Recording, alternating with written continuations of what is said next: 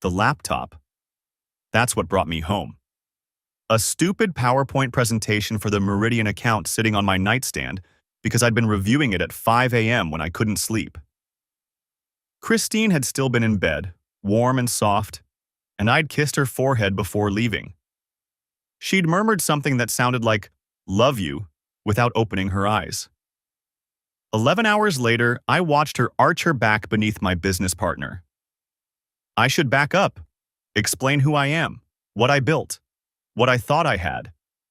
My name is Grant Holloway, 38 years old, 2 tours in Iraq, 1 in Afghanistan. I came home with all my limbs, most of my hearing, and enough nightmares to keep a therapist employed for years. I didn't see a therapist. I started a company instead. Sentinel Shield Security, executive protection, corporate consulting, threat assessment. I built it from nothing. Well, almost nothing. Neil Ashford's father provided the seed money, $500,000 in exchange for Neil getting a 35% stake. I did the work. Neil did the schmoozing. For 6 years, it worked. 47 employees. Contracts with 3 Fortune 500 companies. A pending government bid worth $4.2 million. A house in Cherry Creek North that Christine had decorated with the same careful attention she brought to her freelance design clients. 9 years of marriage, 11 years together. I thought I knew her the way I knew my own reflection. The drive home that Tuesday was unremarkable. October in Denver. The aspens turning gold in the mountains, the air carrying that first hint of winter bite. I was thinking about the presentation, running through the talking points in my head. The Meridian meeting was at 2. I had time. My black F-150 turned onto our street at 11:38 a.m. Christine's white Lexus sat in the driveway, which was normal. She worked from home most days, meeting clients at their properties or at showrooms. The silver BMW parked 50 yards down the street was not normal. I knew that car. Neil drove it with the same casual arrogance he brought to everything, leaning back in the leather seat, one hand on the wheel, always looking like he belonged wherever he was. I'd ribbed him about it once, called it his trust fund chariot. He'd laughed and said at least he didn't drive a truck that screamed, "overcompensating." That was Neil. Quick with a joke, quick with everything. The BMW wasn't in my driveway. It was parked down the street, partially obscured by the Henderson's overgrown hedge. If you weren't looking for it, you might not notice it. I was always looking. The Marines taught me that. Assess your environment. Note what's out of place. Trust your instincts before your assumptions. I sat in my truck for 45 seconds. Engine running. Hands on the wheel. My heart rate didn't change. My breathing stayed steady. That's the thing about combat training. It doesn't just prepare you for war. It prepares you for any moment when your world might collapse. My mind was already running through explanations. Maybe Neil had stopped by to pick up documents. Maybe Christine had asked him to look at a security concern at the house. Maybe there was a perfectly innocent explanation for why my business partner's car was parked 50 yards from my driveway in the middle of a Tuesday. But innocent people don't hide their cars. I turned off the engine. I got out. I walked to my front door. The key slid into the lock the way it had 1,000 times before. The door swung open the way it always had. Nothing about this moment felt different from any other homecoming, except everything was about to change. The house was quiet.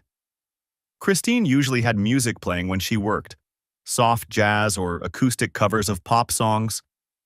The silence pressed against my ears as I stepped inside. I stood in the foyer, listening. The refrigerator hummed in the kitchen. The grandfather clock I'd inherited from my father ticked in the living room. From upstairs, a sound, muffled, rhythmic. My feet moved before my mind caught up. Up the stairs.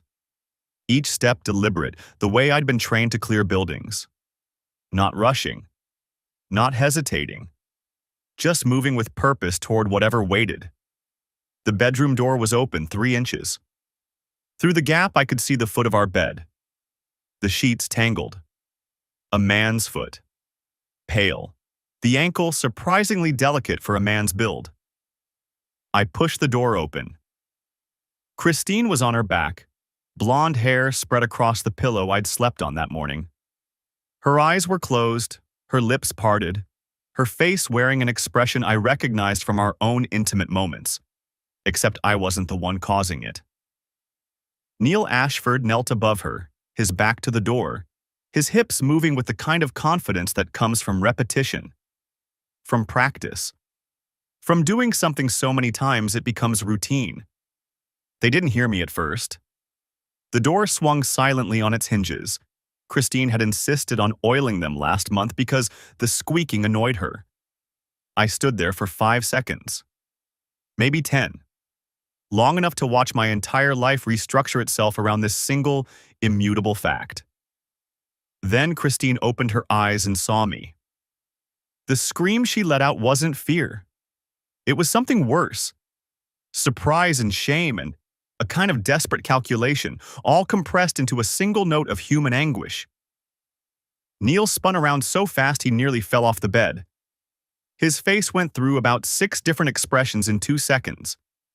Confusion, recognition, terror. And then, this is the part I'll never forget, a brief flash of something that looked almost like relief. Like he'd been waiting for this moment, dreading it and anticipating it in equal measure. Grant. He said my name like it was a foreign word. Grant, listen. You have 20 minutes. My voice came out flat, emotionless. The same tone I'd used to give orders under fire. Then I'm calling the police for trespassing. The house is in my name. Christine was scrambling for the sheets, trying to cover herself, as if modesty mattered now, as if anything mattered now. Grant, please, she started. 18 minutes. Neil held up his hands, palms out, like he was trying to calm a wild animal. Okay, let's talk about this like adults. This doesn't have to. 17 minutes and 45 seconds. Grant, come on. Neil's voice took on a wheedling quality I'd never heard before. We've been friends for how long? Partners for 6 years. You can't just, I can do whatever I want. It's my house. You have 17 minutes to get out of it before I call the police. I pulled out my phone, held it up so he could see the screen. Or I can call them now. Your choice. Neil's face went pale. He started grabbing for his clothes, pulling on his pants with shaking hands. Christine was still frozen, clutching the sheets to her chest like a shield. This isn't what you think, she whispered. Really? I didn't raise my voice. I didn't need to. Because what I think is that my wife has been sleeping with my business partner. Is that not what's happening? She couldn't answer. Her silence said everything. I turned my back on them. I didn't trust myself to keep looking. Not because I might cry. I was beyond tears, somewhere in a cold space where tears couldn't reach. But because some part of me, the part forged in Fallujah, wanted to close the distance between me and Neil Ashford and break him into pieces. I wouldn't do that. I wasn't that man. But standing there, with the sound of them fumbling for clothes behind me, I understood for the first time how I could have been. I pulled out my phone. My hands were steady. I remember being distantly proud of that. First call, Victor Reyes. Former JAG lawyer, now one of the most expensive divorce attorneys in Denver. We'd served together briefly. He'd handled a legal matter for my unit, and we'd stayed in touch. Good guy. Vicious in court. Victor, it's Grant. I need you to file for divorce today. Adultery. I have the evidence I need. I paused, listening to his sharp intake of breath. And pull up our prenuptial agreement, specifically Section 7, the infidelity clause. Grant, what? Are you sure? What happened? I'm looking at it right now. Or I was. They're getting dressed behind me. A long pause. I'll have paperwork ready by end of business. Don't do anything else. Don't touch anything. Don't threaten anyone. Just get out of there and come to my office. Understood. One more call to make first. I hung up and dialed Douglas Ashford. Neil's father was old money, the kind of Denver wealth that came from mining claims and railroad investments 3 generations back. He'd believed in his son's potential the way fathers often believe in sons who haven't earned it. When Neil pitched Sentinel Shield, my concept, my business plan, my expertise, Douglas had seen an opportunity to give his directionless 30-year-old a purpose. I'd been grateful at the time. I'd needed the capital. I thought I was getting a partner. Douglas, it's Grant Holloway. I'm standing in my bedroom. Behind me, I heard Christine sob. Neil was saying something in a low, urgent voice. Your son was in my bed with my wife. I'm giving you until 5 p.m. today. I buy out Neil's share at fair market value, or we handle this in court, publicly. Your choice. The silence on the other end lasted 3 full seconds. Grant. Douglas's voice was hoarse. Grant, are you certain? I watched them, Douglas. I'm certain. Another pause.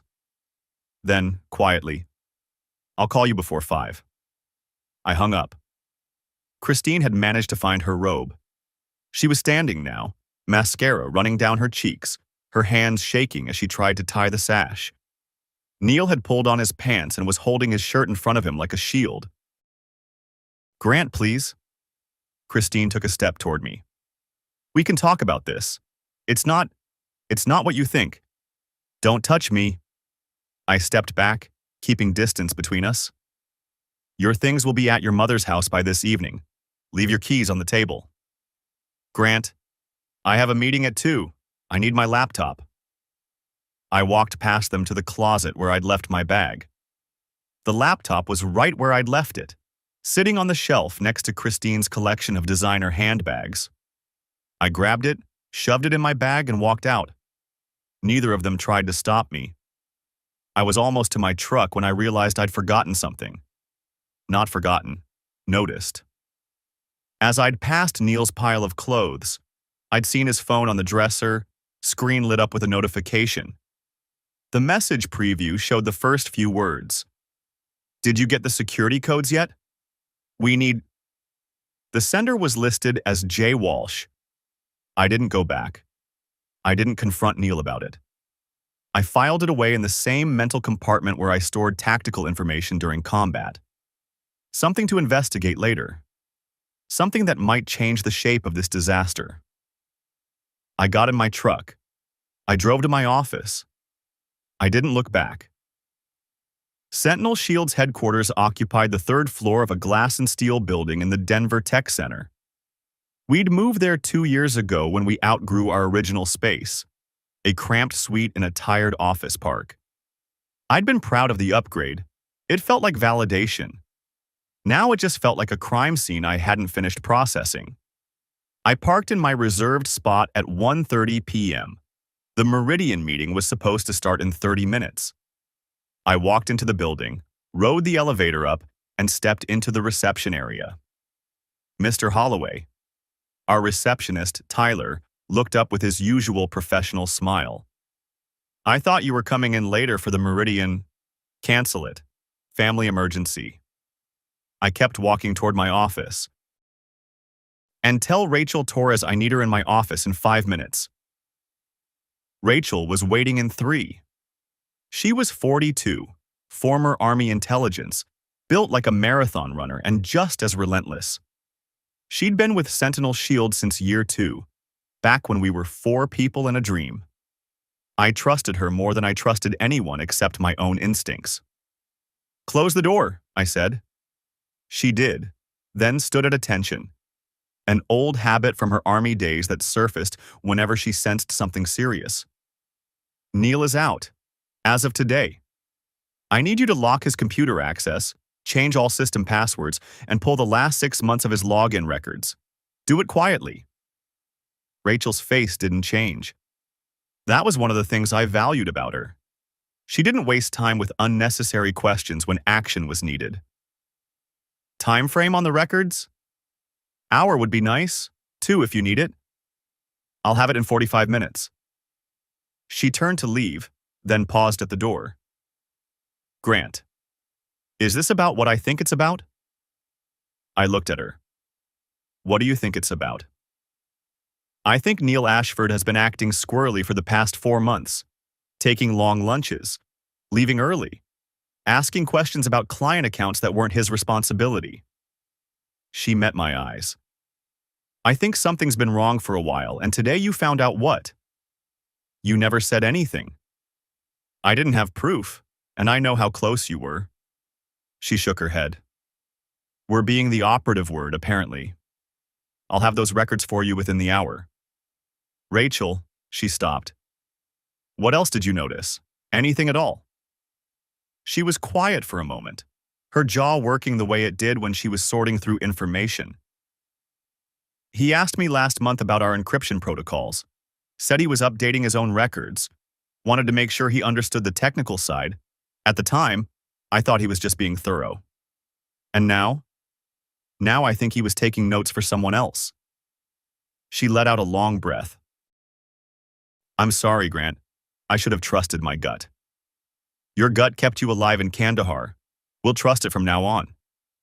She nodded and left. I sat down at my desk, opened my laptop, and began systematically pulling apart the life I'd thought I had. Jay Walsh. James Walsh. CEO of Meridian Defense Solutions. It took me 20 minutes to make the connection. Meridian was our competitor, smaller than us, but aggressive. They'd been trying to poach our clients for years. I'd never taken them seriously as a threat. But Neil had been taking them seriously. Very seriously. Rachel's login records showed the pattern. Over the past 4 months, Neil had accessed files he had no business touching. Client contracts, security protocols, personnel records. The kind of information a competitor would pay good money for. And the lunches. Rachel's instincts had been right. Neil had marked them on his calendar as client development. But when I cross-referenced the dates with Christine's calendar, she'd shared it with me years ago, and I'd never bothered to remove the access. I found something interesting. Every time Neil had a client lunch, Christine had blocked out the same hours for site visits. Every single time. They'd been coordinating for 18 months based on what I could piece together. 18 months of shared calendars and careful alibis and a betrayal so methodical it must have felt like a second job. Douglas Ashford called at 4:45 p.m. Grant. His voice sounded older than I remembered, heavier. I've spoken with Neil and with my attorney. And? I'll buy out his share. Fair market value. We can bring in an independent assessor, but I'm thinking somewhere around 1.8 million. Paid over 18 months. He paused. That's what I can do without liquidating assets I'd rather not touch. 18 months. The same length of time they'd been sneaking around. There was a poetry to it that I appreciated. That works. I'll have Victor draw up the paperwork. Grant. Douglas cleared his throat. I won't defend what he did. He's my son, but he's not the man I raised. Whatever else you find, and I suspect you'll find plenty, I don't want to know. Just don't destroy him publicly. Please. I thought about the Jay Walsh texts, the client files Neil had accessed, the coordinated calendars. That depends entirely on what else I find, Douglas. He didn't argue. We both knew he had no ground to stand on. I'd hired a moving crew, bonded, insured, professional, to pack Christine's belongings. Nothing vindictive, nothing petty. Just her clothes, her personal items, her grandmother's jewelry box, the artwork she'd brought into the marriage. Everything was delivered to her mother's house in Lakewood by 7 p.m. Patricia Webb called me at 8:30. Grant? Her voice was thick with something that might have been tears. Grant, I don't know what to say. She's here. She's a mess. I'm not asking you to forgive her. I'm sorry. Thank you, Patricia. I meant it. Christine's mother had always treated me like a son. That wasn't Christine's fault, and it wasn't something I'd punish. I always respected you. This doesn't change that. She wants to explain. She's been calling you 14 times. I know. I looked at my phone, at the list of ignored calls. I don't have anything to say to her right now. Maybe not ever. But that's between me and her. Patricia sighed. You're a good man, Grant. Better than she deserved, apparently. I'm sorry my daughter couldn't see that. We said our goodbyes. I poured myself 2 fingers of bourbon and sat in my empty house, surrounded by the furniture Christine had picked out. The paintings she'd arranged on the walls, the throw pillows she'd insisted made the couch look more inviting. At 11:30 p.m., my phone buzzed with a text from an unknown number. Check Neil's cloud storage. Password is Christine's birthday. Backward. You need to see what's there. I stared at the message for a long time, then I opened my laptop and started typing. Christine's birthday, June 15th, 1988. 06151988. Backward. 88915160. The password worked. Neil's cloud storage was a digital shrine to his betrayal.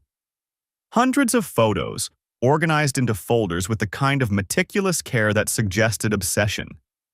Neil and Christine in Aspen, dated December of last year, when she'd told me she was visiting her college friend in Seattle. Neil and Christine in Cabo San Lucas, February, during her supposed design conference in San Francisco. 18 months of lies, documented in high resolution. But the photos weren't the worst of it. The financial records were worse. Neil had been skimming from Sentinel Shield. Small amounts, $500 here, $800 there, buried in expense reports and petty cash reconciliations. Nothing that would trigger an audit on its own. But over 18 months, the total came to nearly $47,000. And then there were the emails. James Walsh wanted Neil to bring him Sentinel Shield's client list, security protocols, and, critically, the details of our government contract bid. In exchange, Meridian would make Neil a vice president with a guaranteed salary of $300,000 plus bonuses. Neil had agreed. The partnership paperwork was already drafted, dated 3 weeks ago, unsigned but ready. One email to Christine, sent at 2 a.m. on a night I'd been traveling. Once the Meridian deal closes, we'll have enough to start fresh in Scottsdale. Grant will never know what hit him. This is our chance, baby. Our fresh start. I read that email 4 times. Then I closed the laptop, walked to the bathroom, and threw up. The anonymous tip had come from a number I didn't recognize, but numbers can be traced if you know the right people. I knew the right people. By Wednesday afternoon, I had a name. Ashley Ashford, Neil's younger sister. 29 years old, working as a paralegal in Boulder. I met her at a coffee shop on Pearl Street, far enough from Denver that we wouldn't be recognized. She was waiting when I arrived, sharp-featured, dark-haired, with Neil's eyes but none of his smug confidence. Mr. Holloway. She stood as I approached. Thank you for meeting me. You sent the text. I did. She sat back down, wrapping both hands around a mug of tea. I know what you're thinking. Why would I betray my own brother? The thought crossed my mind. She laughed, but there was no humor in it. You know what the funny thing is? If Neil had been different, if he'd ever shown me one moment of genuine loyalty or affection, I probably wouldn't be here. But that's not who he is. That's never been who he is. Tell me.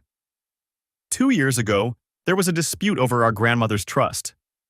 My father decided Neil deserved a larger share because he was building something with Sentinel Shield, while I was Just a paralegal. Her voice was bitter but controlled. I wasn't asking for equal shares.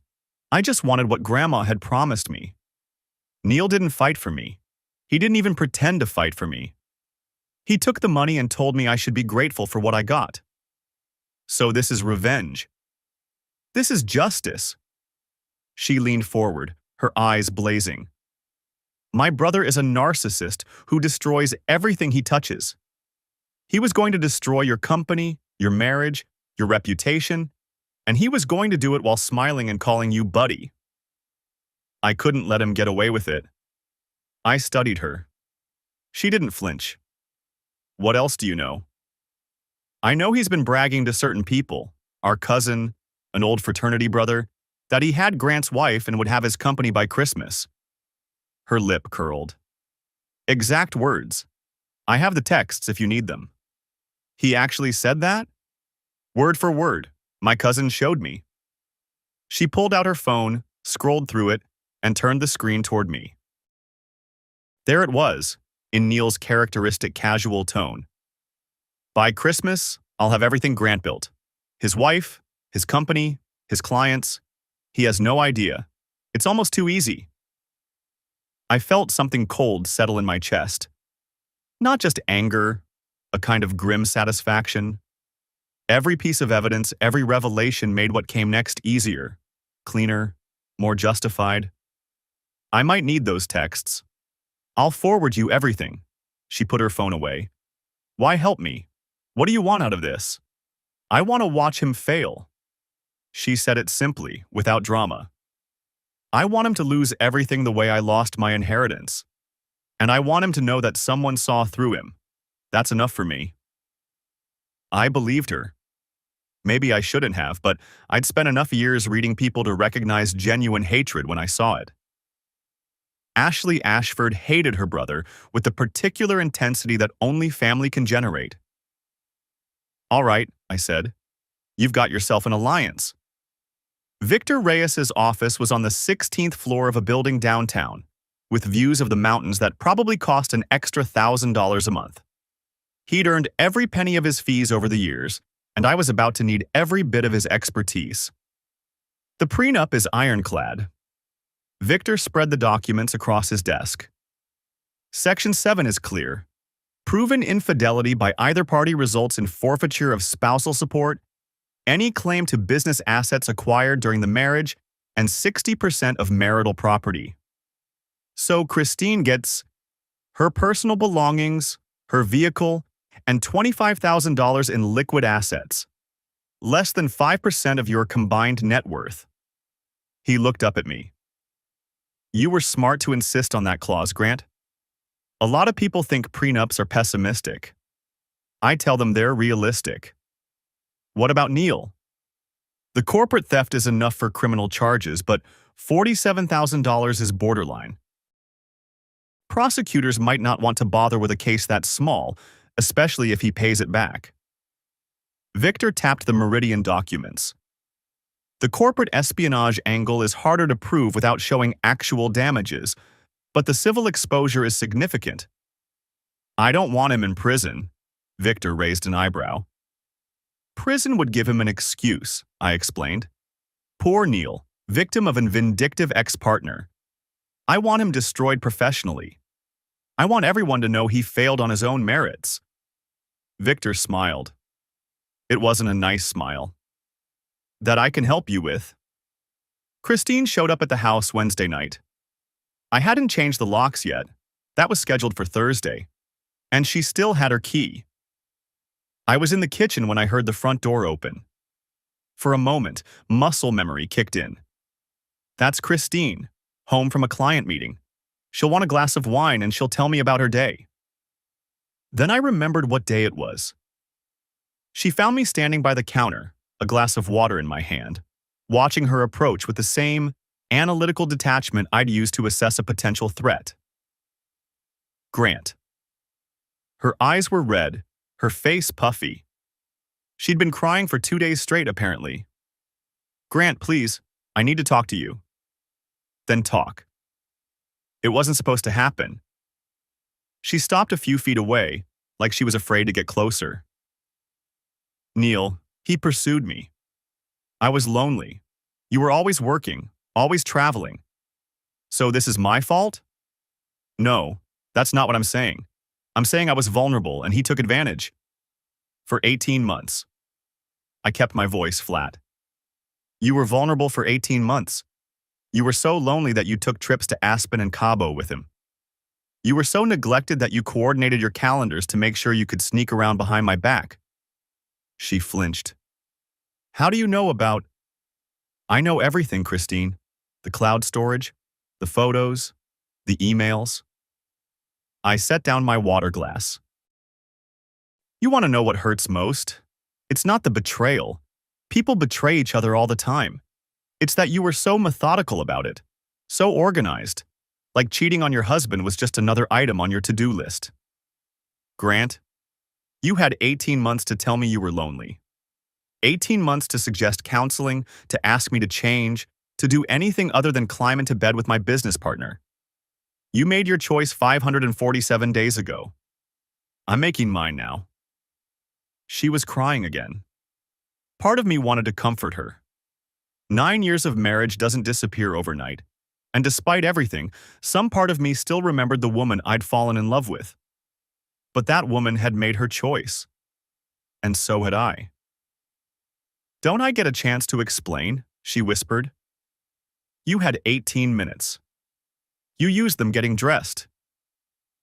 I moved toward the door, guiding her out without touching her. Goodbye, Christine. She stopped in the doorway, turning back. Her face was streaked with tears, but there was something else in her expression. Something that looked almost like fear. You don't know everything, Grant. Neil isn't who you think he is. There are things… She stopped, shook her head. Never mind. You wouldn't believe me anyway. Try me. But she just shook her head again and walked out into the night. I watched her drive away, then called a locksmith for a morning appointment. The security industry in Denver is small. The veteran community is smaller. Word travels fast. I didn't launch a smear campaign against Neil Ashford. I didn't need to. I simply told the truth to a few key people and let nature take its course. Colonel Benjamin Hayes was the first call. He'd been my commanding officer during my second tour, a hard man with a reputation for absolute integrity. Now, he ran a security firm in Colorado Springs that competed with ours for government contracts. Ben, I need to tell you something about Neil Ashford. I gave him the summary, the affair, the corporate theft, the Meridian deal. He listened without interrupting. That's a hell of a thing, Grant. His voice was heavy. I always thought there was something slick about that kid, but I never figured him for a snake. I'm buying him out.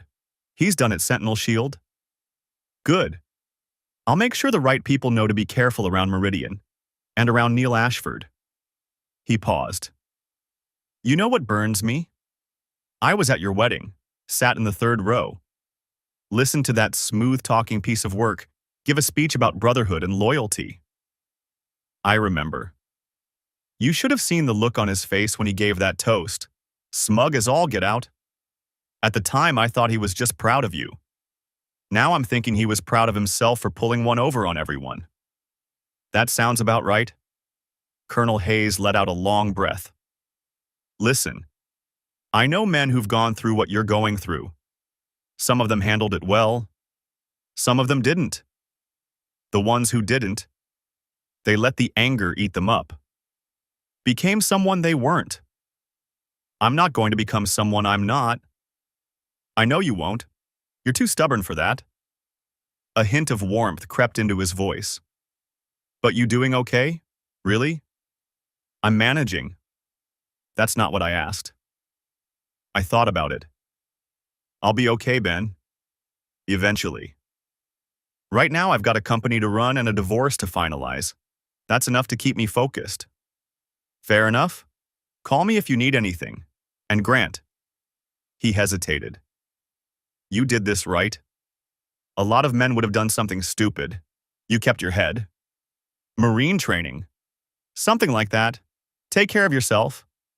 The next call was to Frank Dennison, who ran security for 3 of the major oil companies in the state. Then Mike Rizzo, former Secret Service, now consulting for tech firms.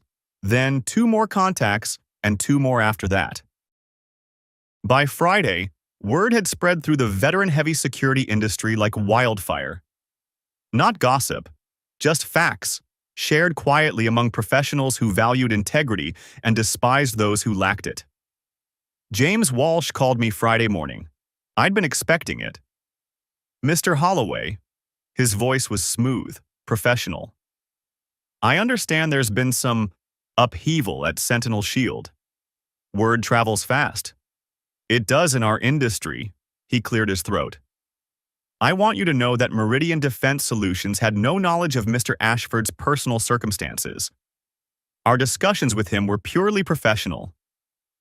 Professional discussions about stealing my clients and proprietary information. A pause. Mr. Holloway. I have the emails, Walsh. I have the draft partnership agreement. I have everything. I let that sink in.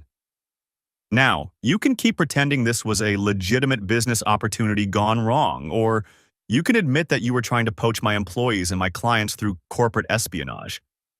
Your choice. The line was silent for a long moment. What do you want? I want you to stay away from my company, my clients, and my people. I want you to terminate any discussions with Neil Ashford, now and permanently. And I want you to remember that I have enough documentation to make your life very uncomfortable if you ever come after Sentinel Shield again. That sounds like a threat. It's a promise. I hung up. Neil called that evening, his voice tight with desperation. You're destroying my career over a mistake. You made choices for 18 months. Now you live with them. I was in my home office, going through financials, keeping my voice as flat as I could manage. The buyout paperwork is with your father.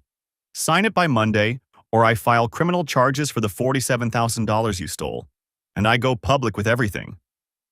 You don't know what I would do, Neil. You never did.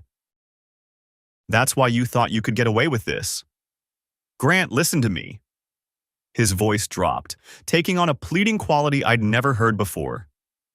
I messed up. I know that. But Christine, she came on to me, okay? I was weak, I admit it, but she… Stop. The word came out harder than I intended. Don't you dare try to put this on her. You were my partner, my friend. You stood next to me at my wedding and gave a speech about loyalty and brotherhood. And then you spent 18 months stabbing me in the back. Both of you made choices. Both of you are going to live with the consequences. Grant, sign the papers. You have until Monday. I hung up before he could respond.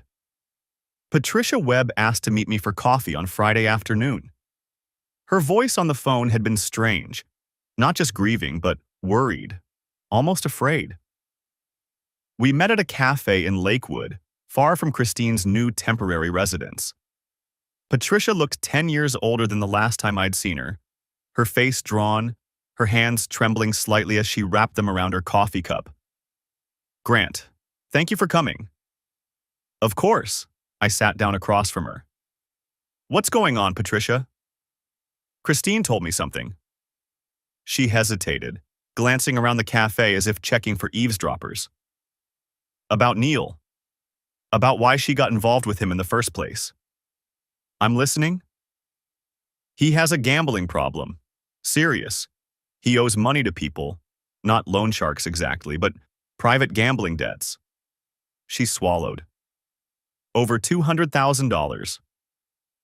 I felt something shift in my understanding. Go on. Christine says Neil pressured her to help him access your business accounts.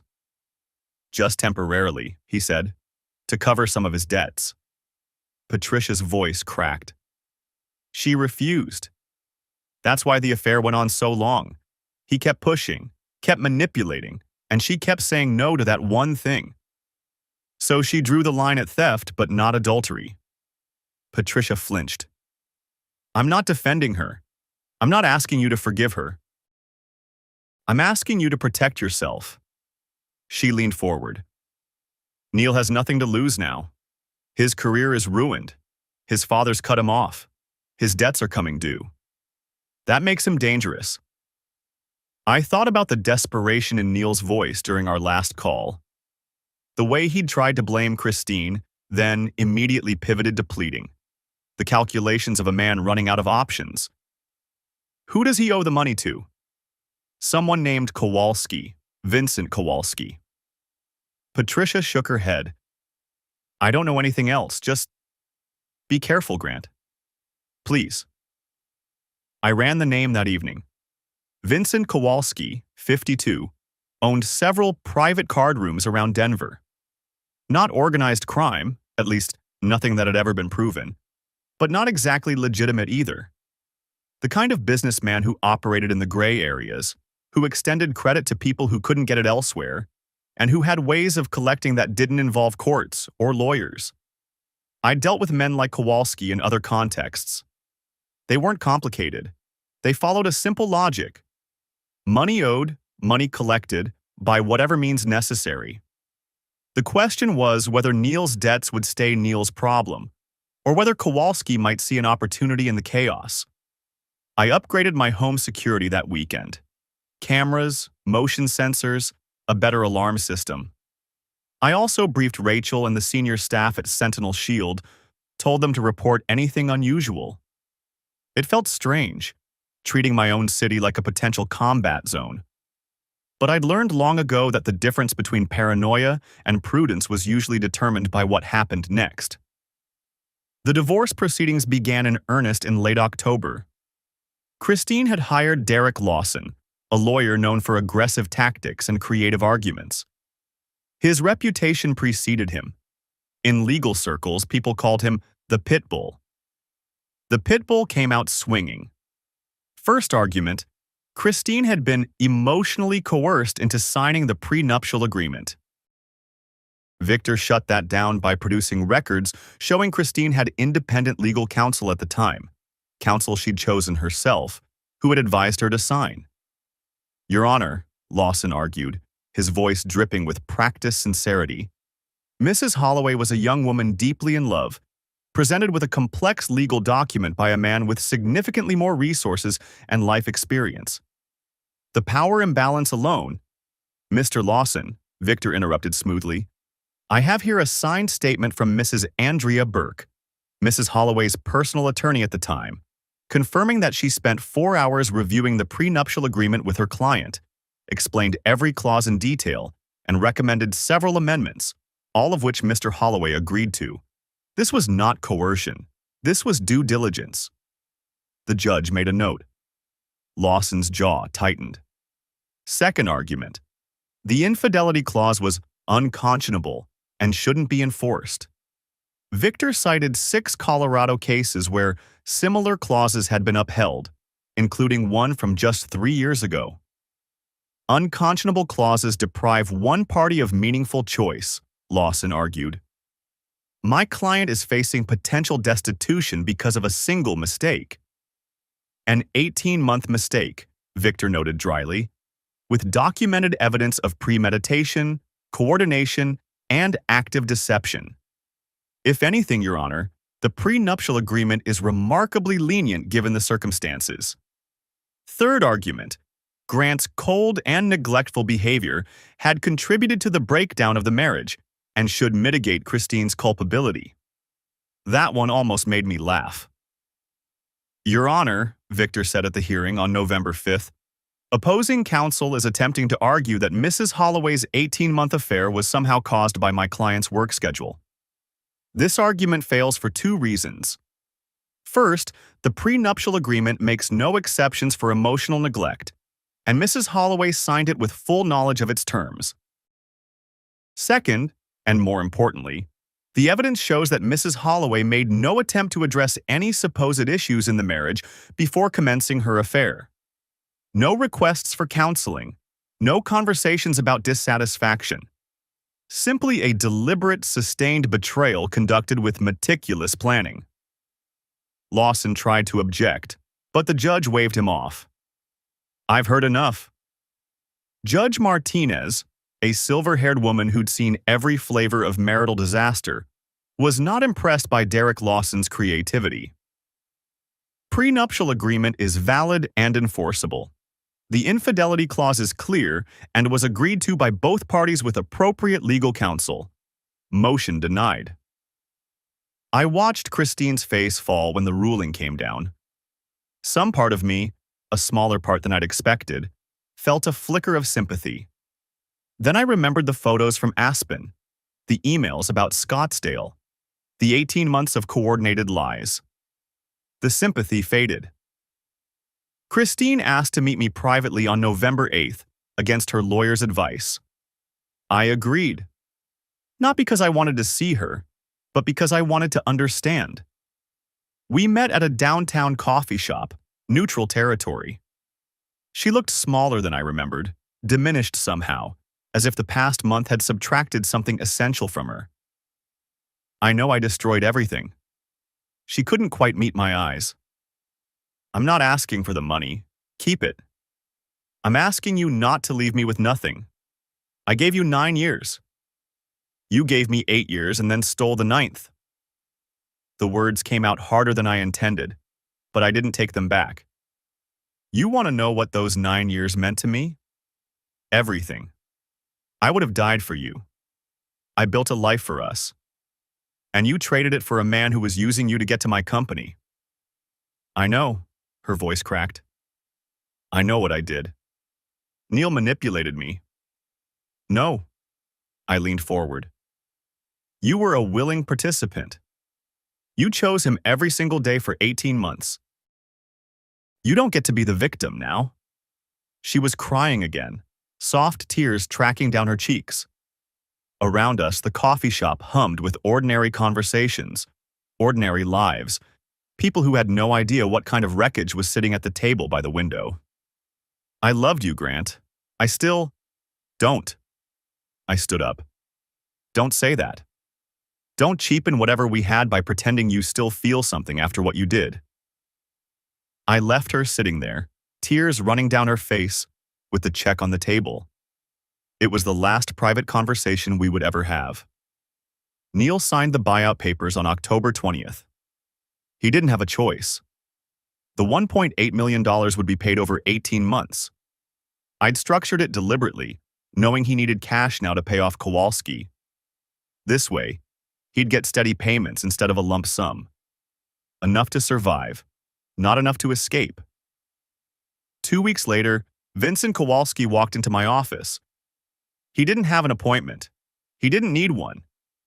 The receptionist tried to stop him, but there's a certain type of man who doesn't stop for receptionists, and Kowalski was that type.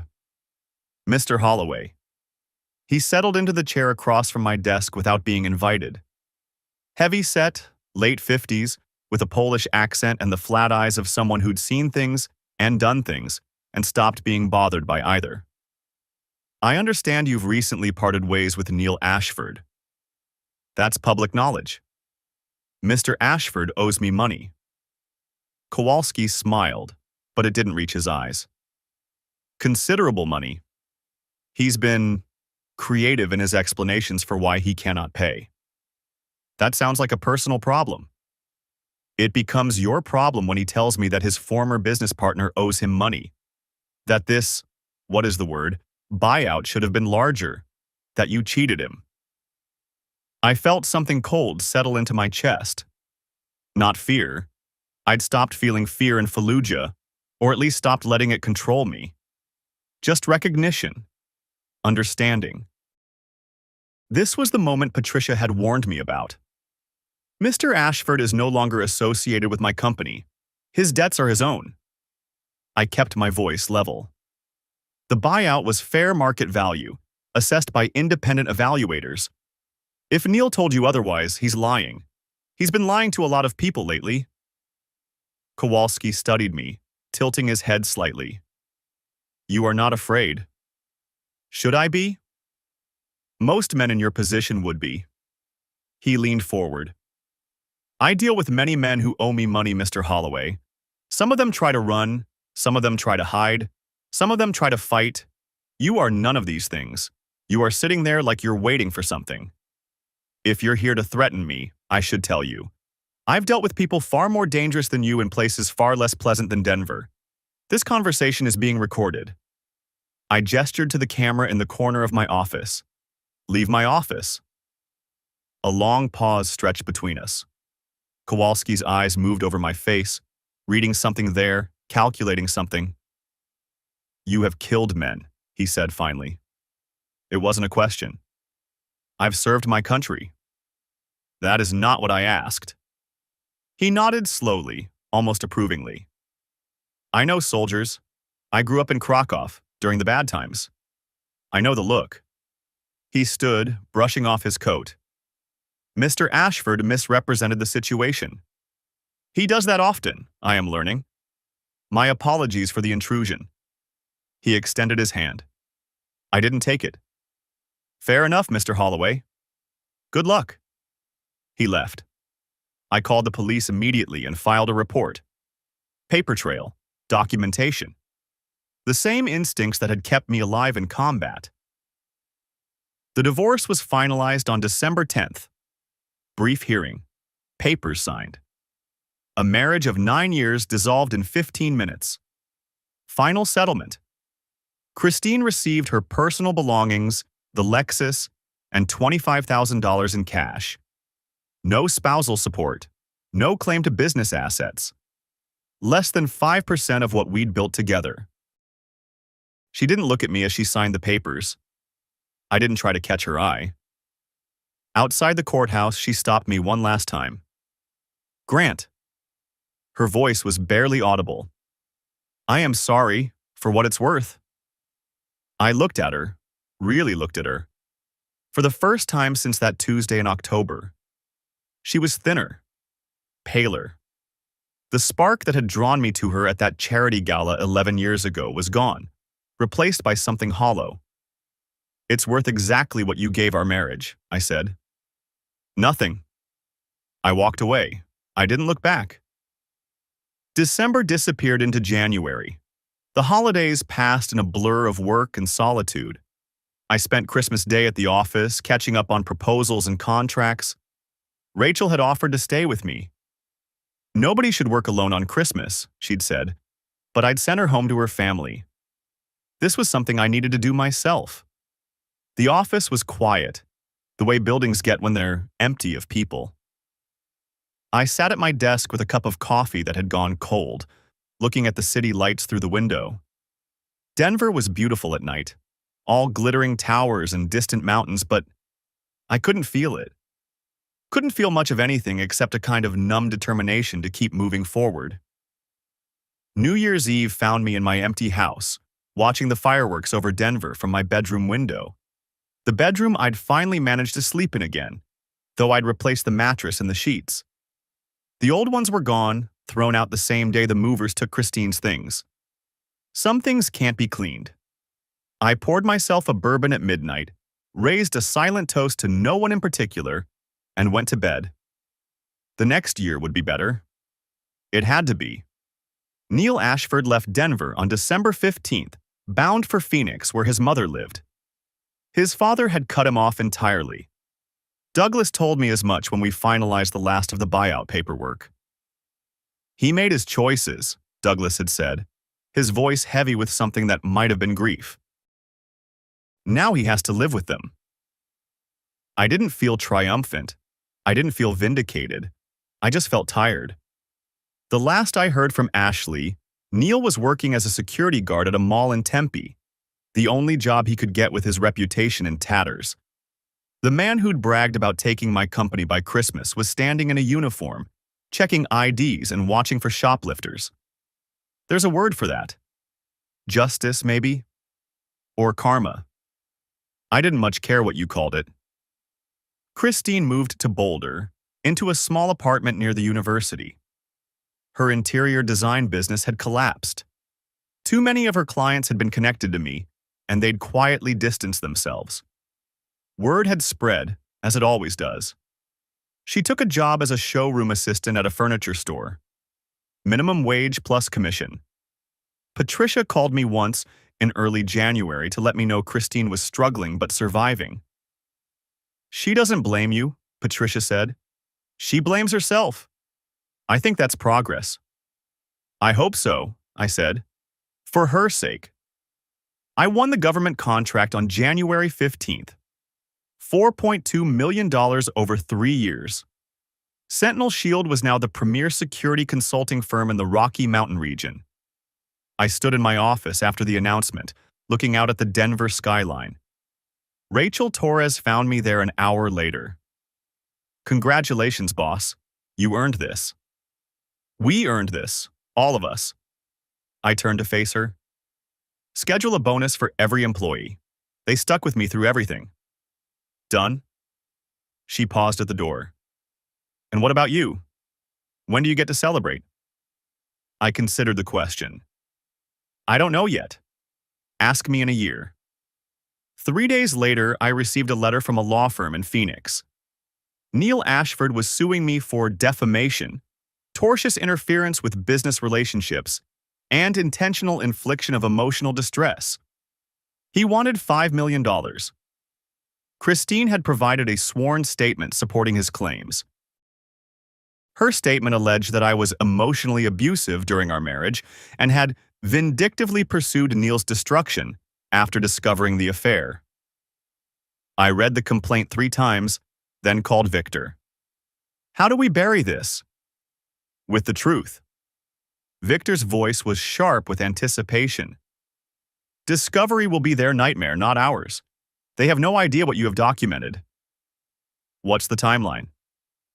"We file a countersuit within the week. Against Neil. Breach of fiduciary duty, misappropriation of corporate funds, conspiracy to commit corporate espionage. Against Christine, perjury, if her statements in the lawsuit contradict her statements in the divorce." "And the exposure?" "We provide all documentation to Neil's attorneys. Everything. Make it clear what will come out in discovery." I could hear Victor's smile through the phone. "The photos, the Meridian partnership documents, the financial theft records, his gambling debts, Kowalski, every dirty little secret you've uncovered. They'll know we're not bluffing. More than that, they'll know that going to trial means everything becomes public record. Neil's new employers, whoever they might be, will see it. His family will see it. Every potential employer for the rest of his life will be able to find it with a simple search." I thought about it.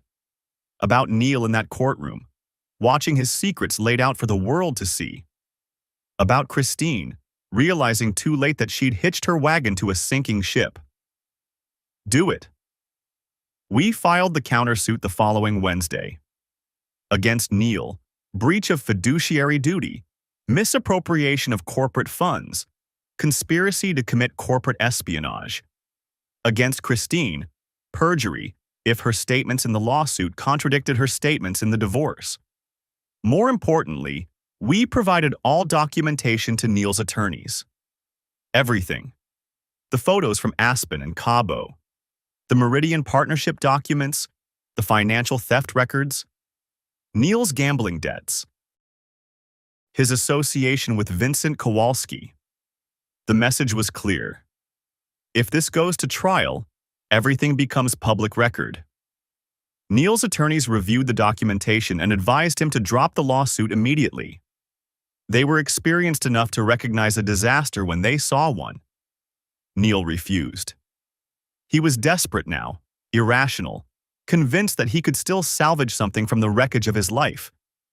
He'd lost his career, his income, his family connections. The lawsuit was his last play, his final gamble. But Christine was smarter than that. 2 days before the countersuit deadline, she withdrew her statement. More than that, she provided a new declaration admitting she had been pressured by Neil Ashford to provide false testimony and apologizing to the court for her initial cooperation. The lawsuit collapsed overnight. Neil, facing potential criminal charges for subornation of perjury on top of everything else, finally accepted reality. He dropped the suit, agreed to pay my legal fees, and disappeared back into whatever life he was building in Phoenix. I heard later that Kowalski's collectors caught up with him. 2 weeks in the hospital.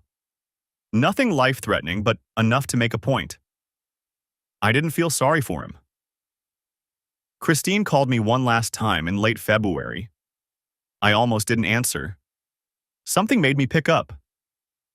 I know you'll never forgive me. Her voice was steady now, calmer than I'd heard it in months.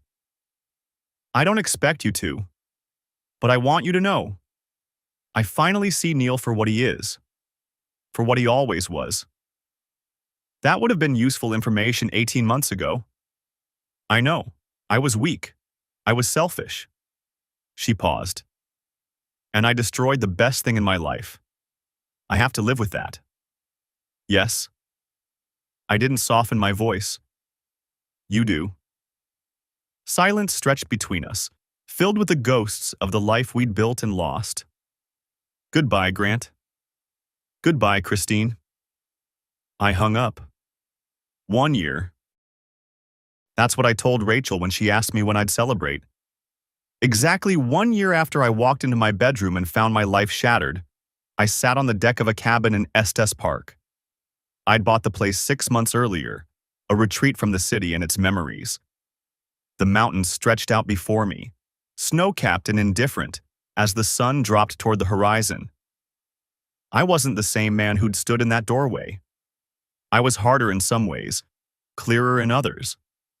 The things I'd lost, trust, innocence, the ability to believe in people without reservation, weren't coming back. But I'd gained something too. A certainty about who I was and what I could survive. Sentinel Shield had grown 40% in the past year.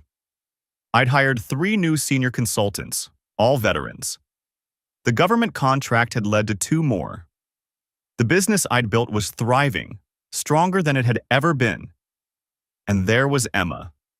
Dr. Emma Patterson, 35 years old, trauma psychologist specializing in veterans.